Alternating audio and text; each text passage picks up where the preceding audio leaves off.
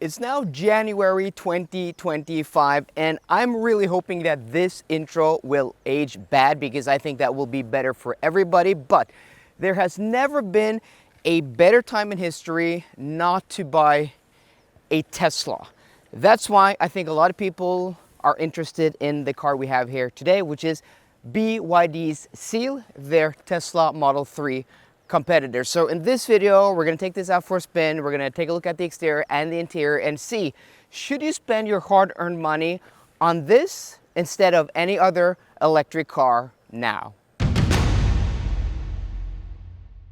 I think the Seal is a great looking sedan, period. And that means this is, in my opinion, the best looking EV to ever come out of China.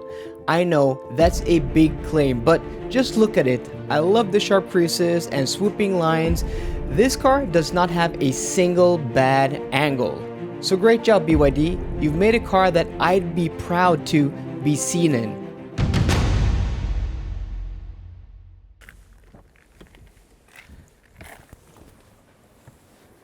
Like a traditional saloon, you step very low into the cabin of the Seal, and like the exterior, the great design continues on the inside. I think this is one of the nicest, best designed cabins I've seen in any Chinese car I've ever tested. And you know, I've tested quite a few at this point in time. So normally quality is actually very good in Chinese cars. Normally also kind of a mixed bag, with switchgear being cheap and materials being nice. But here you have really nice, you know, leather type materials on top of the doors and also the seats, though this does feel a little bit plasticky on the outboards of the seats. But the leather on the dashboard is nice, the leather on the steering wheel is nice, and overall quality is pretty decent. The switchgear is really nice. I really like, you know, the center console design of the Seal with this crystal gear selector. Also, the screen is a nice size, also reach is pretty nice.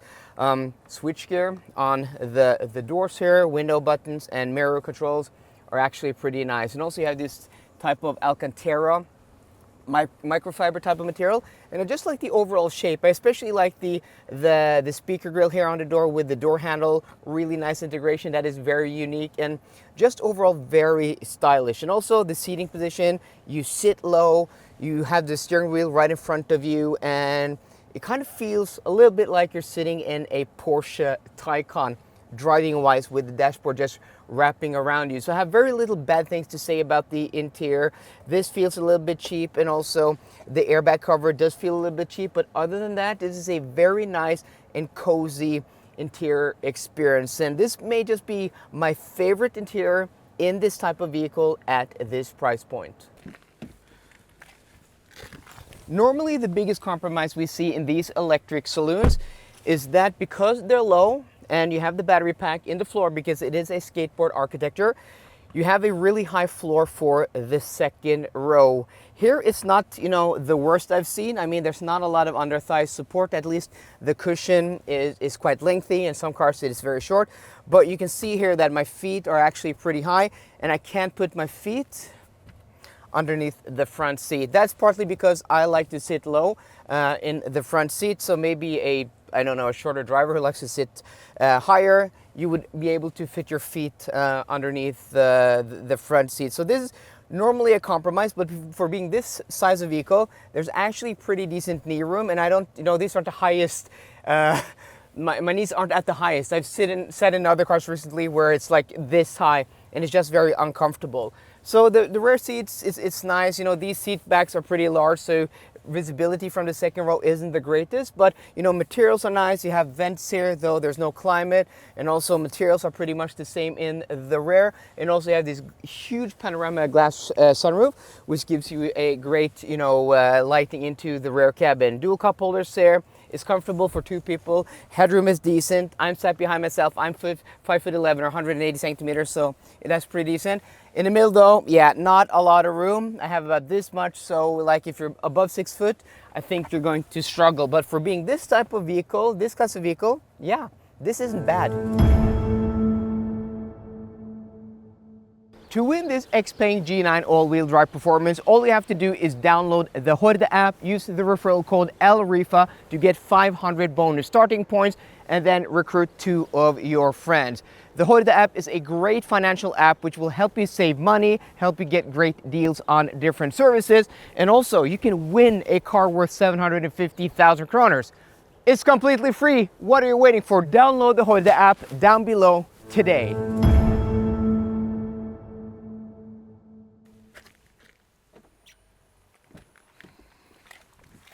So this seal has keyless go, keyless entry, and it has a proper key. I'm going to commend them for having a proper key, but look at that. The quality of the key is just terrible. Like, the key is falling apart. It's disintegrating in my hand. So you can lock it, you can unlock it, you can open up the trunk, and you can also turn on the ignition with the key. And with this car, unlike a lot of cars, it doesn't turn on automatically when you sit in the driver's seat, which is fine.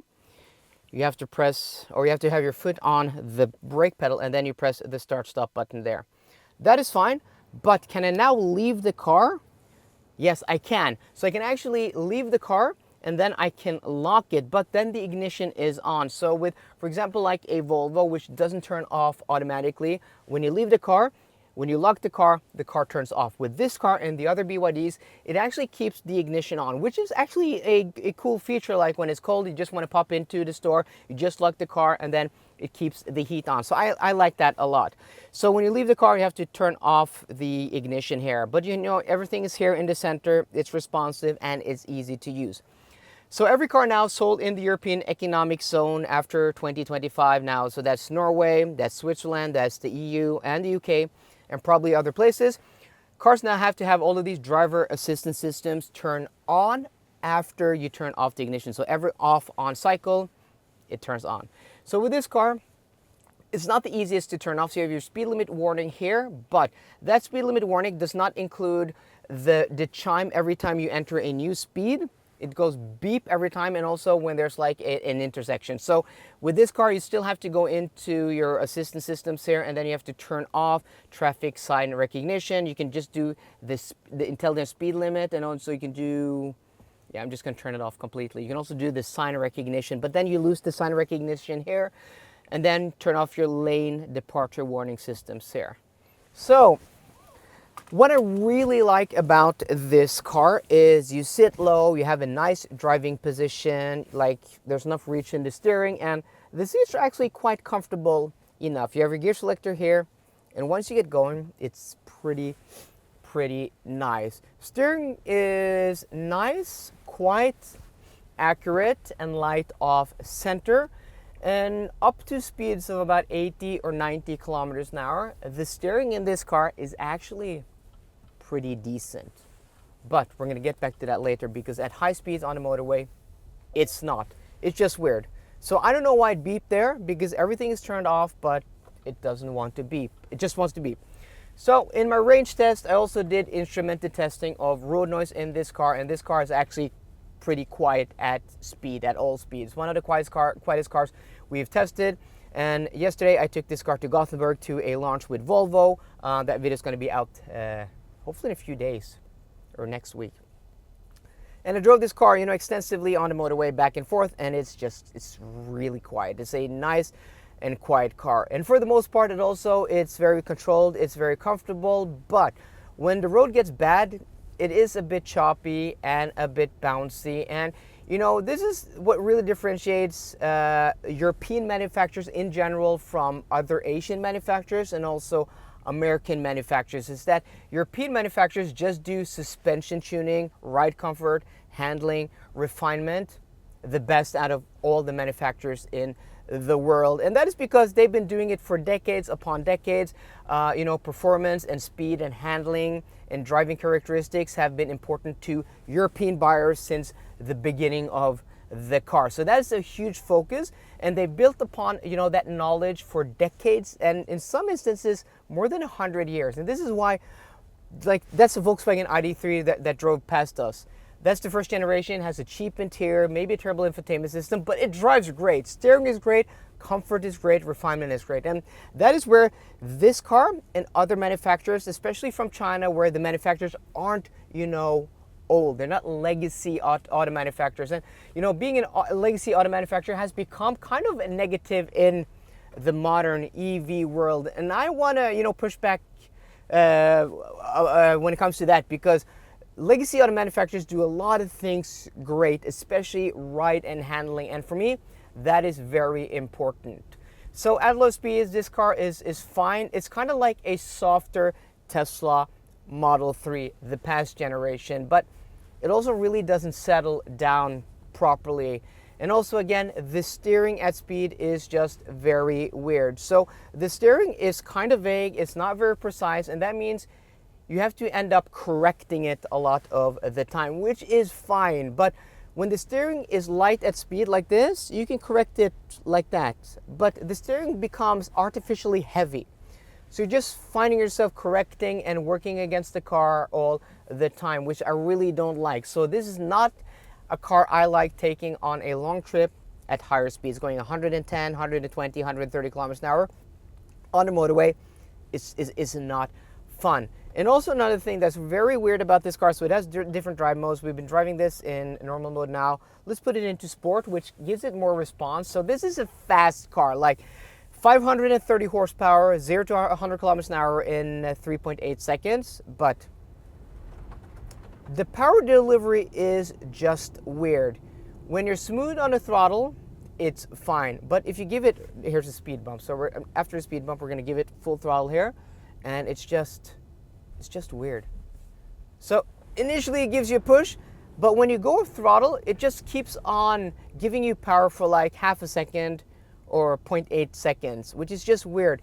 So there's no no cohesiveness between my foot, the pedal, and how the car moves forward. It's just always a delay, and that means it's not fun using that power, it's not confidence inspiring, and it's not responsive. That, with the steering being weird and the ride and handling not being the best, it's not a car I like driving spiritedly on a twisty road or on the motorway, but around town it's fine. You just put it back into, let's see, comfort mode here, normal mode.